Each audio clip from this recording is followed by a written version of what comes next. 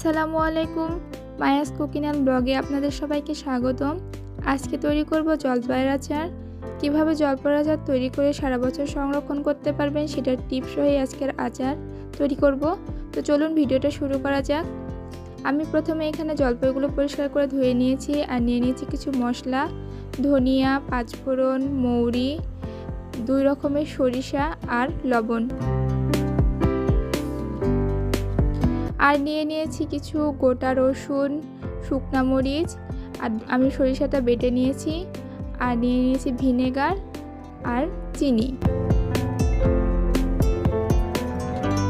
জলপাইগুলো খুব ভালোভাবে ধুয়ে পরিষ্কার করে এগুলোর একটা ছুরি বা বটির সাহায্যে মাঝখান দিয়ে চিড়ে আমি এরকম চিড়ে নেব।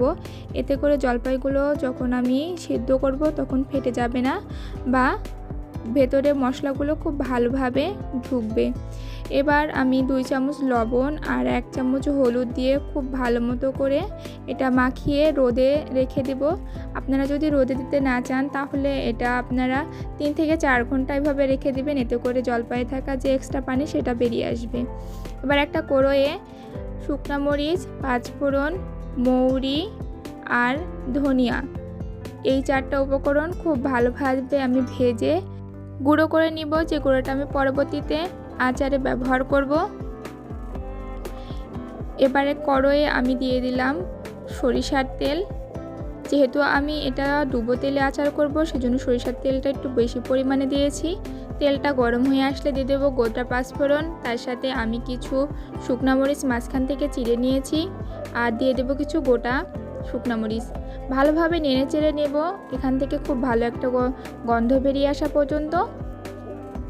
মশলাটা ভাজা হয়ে গেলে এর সাথে আমি দিয়ে দেব বেটে রাখা সরিষাটা দিয়ে খুব ভালোভাবে এটা আমি নেড়ে চেড়ে মিশিয়ে নেব।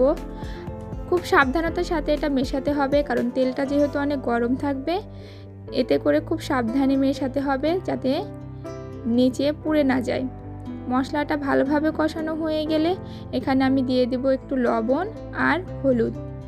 আবার খুব ভালোভাবে সবগুলো মিশিয়ে নিয়ে এর সাথে আমি অ্যাড করে দেব জলপাইগুলো।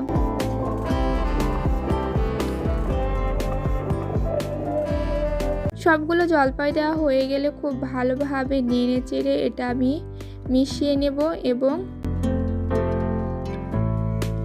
জলপাই মেশানো হয়ে গেলে আমি এর ভেতরে যে গোটা রসুনের কোয়াগুলো রেখেছিলাম সে কোয়াগুলো অ্যাড করে দেব এবং খুব ভালোভাবে আবার সবগুলো উপকরণ একসাথে মিশিয়ে নেব এবং জাল দেব।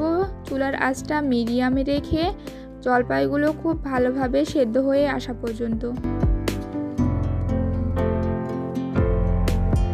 জলপাইগুলো সেদ্ধ হয়ে গেলে এর ভেতরে আমি অ্যাড করে দেব চিনি। আমি চিনির পরিমাণটা একটু বেশি দিয়ে দিচ্ছি, কারণ আমি যেহেতু এটা টক ঝাল মিষ্টি আচার করছি তাই চিনির পরিমাণটা একটু বেশি দিয়ে দিচ্ছি। আপনারা যেমন টক মিষ্টি খাবেন সে অনুপাতে চিনিটা দিয়ে দিবেন আন্দাজ করে। চিনিটা দেওয়া হয়ে গেলে খুব ভালোভাবে এটা নেড়েচেড়ে আমি মিশিয়ে নেব খুব সাবধানতার সাথে, যাতে জলপাইগুলো ভেঙে না যায়। চিনি থেকে যে এক্সট্রা পানি বের হবে সে পানিটা শুকিয়ে আসা পর্যন্ত আমি এটা জাল করে নেব, যাতে খুব ভালোভাবে পানিটা শুকিয়ে আসে। আমি আবারও কিছু লবণ অ্যাড করে দিচ্ছি। আমি লবণটা চেক করে দিয়েছিলাম, আমার কাছে মনে হয়েছে লবণের পরিমাণটা কম, তাই আমি লবণটা অ্যাড করে দিলাম। আর তার সাথে অ্যাড করে দিলাম ভেজে রাখা মশলাগুলো দিয়ে পুরো আচারের ভিতরে খুব ভালোভাবে নেড়েচেড়ে আমি এটা মিশিয়ে নেব। 5 থেকে 6 মিনিট জাল করার পরে আমি এর ভেতরে অ্যাড করে দেব ভিনেগারটা দিলে আপনার আচারটা খুব ভালো থাকবে, তাতে আচারটা নষ্ট হবে না এবং সারা বছর সংরক্ষণ করতে পারবেন। ভিনেগার দেওয়া হয়ে গেলে 4 থেকে 5 মিনিট আবার জাল করে চুলার আঁচটা আমি বন্ধ করে দেব। আচারটা ঠান্ডা হয়ে গেলে আমি এখন এটা সংরক্ষণ করব একটি কাচের বয়ামে। আচার সংরক্ষণ করলে আচারটা দীর্ঘদিন ভালো থাকে। আপনারা যদি ভিনেগার দিতে না চান বা হাতের কাছে না থাকে তাহলে আচারটা কয়েকদিন পর রোদে দিবেন, তাহলে আচারটা সারা বছর আপনারা সংরক্ষণ করতে পারবেন এবং ভালো থাকবে। তো খুব সহজে তৈরি হয়ে গেল আমার জলপাইয়ের আচার। আমার ভিডিওটা যদি ভালো লেগে থাকে তাহলে আমার ভিডিওটাতে একটি লাইক দিয়ে আমাকে উৎসাহিত করবেন এবং পরবর্তীতে নতুন কোনো ভিডিও পাওয়ার জন্য আমার চ্যানেলটাকে সাবস্ক্রাইব করে পাশে থাকা বেল আইকনটি বাজিয়ে দিবেন।